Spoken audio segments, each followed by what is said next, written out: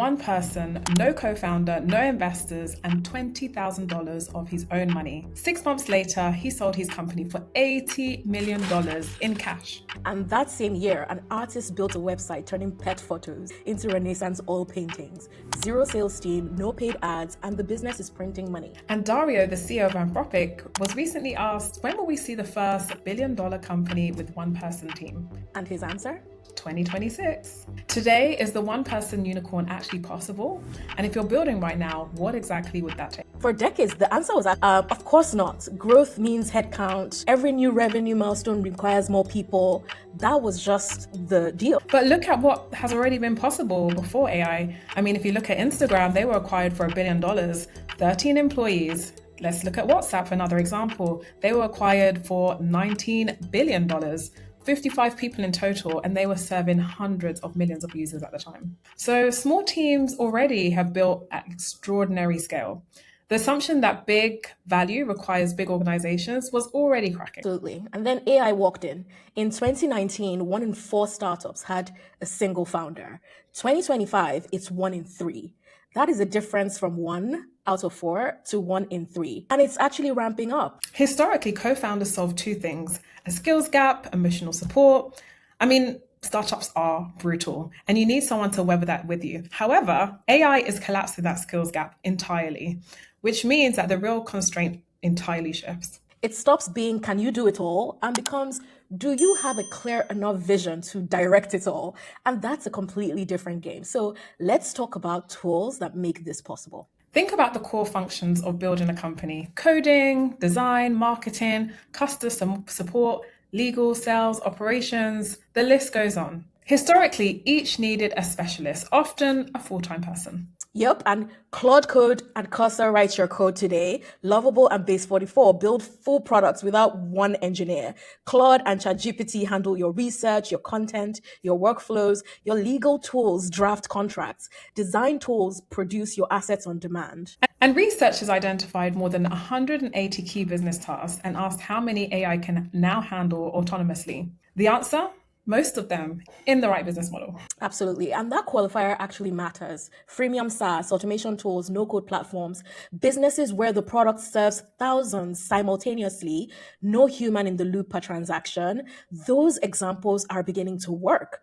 But for enterprise sales, complex services, deep human relationships, it's a little bit harder, at least for now. Yeah, I think for those models where it works, let's look at what's already happened. Developer builds Base44 as a side project, no co-founder, no investors, $20,000 of his own money. 6 months later, 250,000 users, already profitable, and it's sold to Wix for $80 million in cash. The product type you want, you get a working app, no code required. But the detail that matters isn't the product, it's the fact that he ran the whole company, users, infrastructure growth, largely alone, using AI as the engine underneath absolutely everything underpinning the business. Yeah, and there's Midjourney, 200 million in annual revenue, 11 employees, 0 capital, at least venture capital, 0 marketing spend, word of mouth only. The pattern is clear. Companies are becoming dramatically more efficient and the floor keeps dropping. And that's where the one-person unicorn stops being a thought experiment and is becoming a reality before our own eyes. Now, forget the theory for a second. We got a letter from a founder who didn't set out to build a company and ended up building exactly the model we've been describing. Yes, so I'm going to read out their dilemma. It says, hi, Maria and Yvonne, huge fans. I am a digital artist. Few years ago, a friend lost her pet. Out of that grief, I built an AI that transforms photos of pets into Renaissance oil paintings, the kind where your Labrador looks like it should have been hanging in the Louvre. I gave it to my friend. She appreciated it. I launched it publicly and honestly didn't expect anyone to care. And then it went viral. People posted their dogs in rough colors all over the internet. And then the orders came in, reviews from people who just lost their pets and people who made, someone cry with a gift. One review said her dog looks like he should be running a small European country. Oh, gosh, I love that. That's the best product review I've ever read. Yeah, it's crazy. So it goes on. I never hired a sales team. I never ran a paid campaign.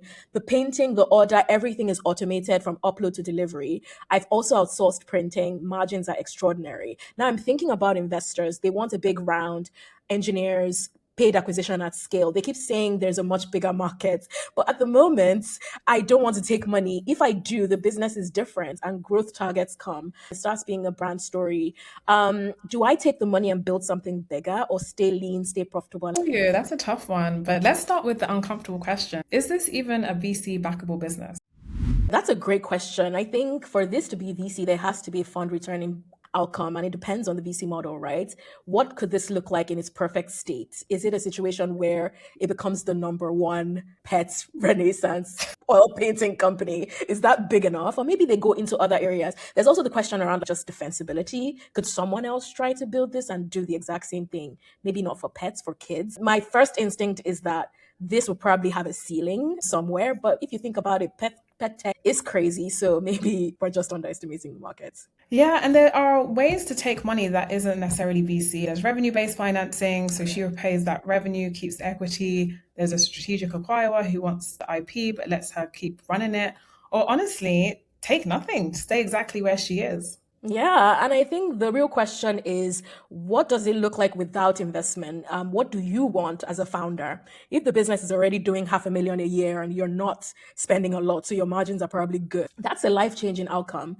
You don't need it to be $1 billion before it's a success, but then it really matters about your level of ambition. I think the most important question here is, what do you want? Because at the end of the day, investors can give you money, but you're going to be the one running your business. No, for sure. But here's the risk that I would flag, the category. AI generated custom art is going to get crowded fast. We've already seen it. And she's built a moat, brand, community, a proprietary model, distribution.